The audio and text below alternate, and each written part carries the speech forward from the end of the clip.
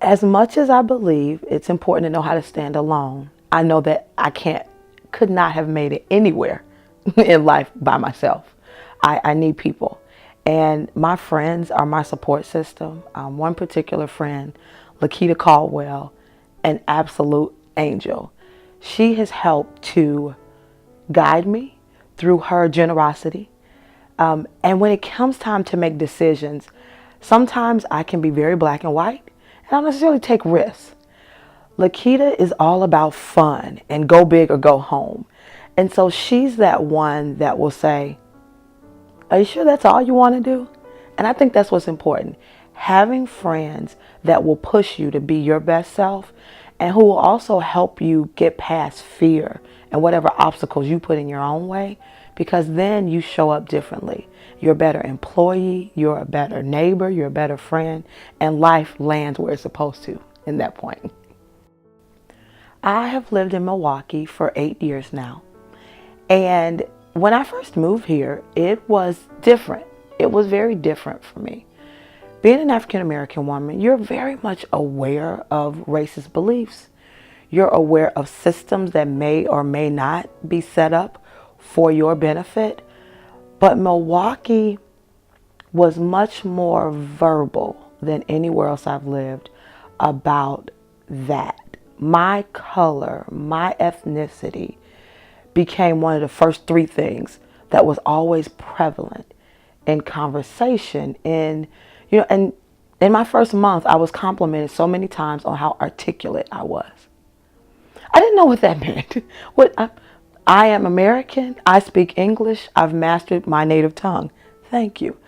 But the reality is I had to gain a sensitivity to some of the cultural realities of how segregation and differences exist in Milwaukee. And so now I understand it and I'm able to educate people. There is a level of ignorance that is shocking.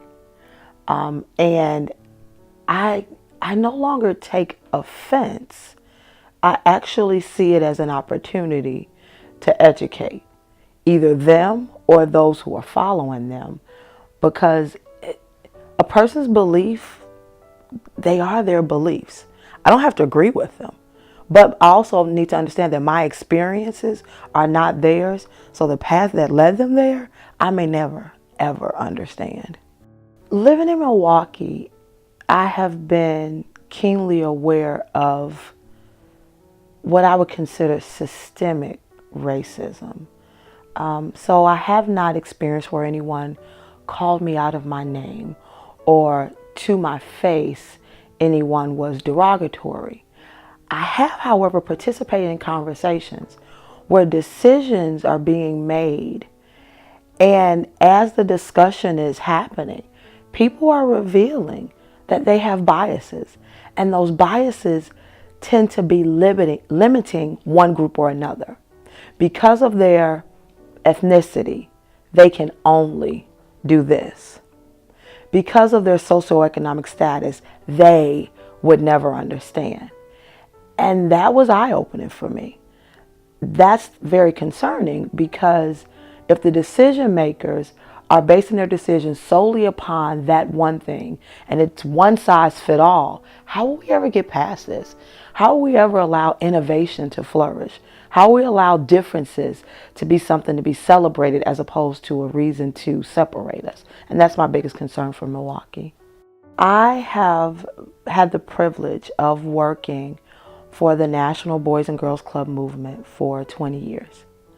It has taken me from cities like Champaign, Illinois, where I first began, all the way to Milwaukee, which Boys and Girls Club is what brought me to the city. It has been an amazing experience because I started off as a volunteer who simply wanted to give back to the community. And while there, I learned about programming for youth. I learned about outcome measurement.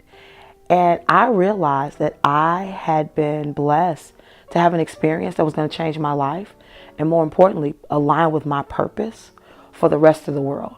It is through my work with Boys and Girls Clubs that I learned that I'm a servant leader.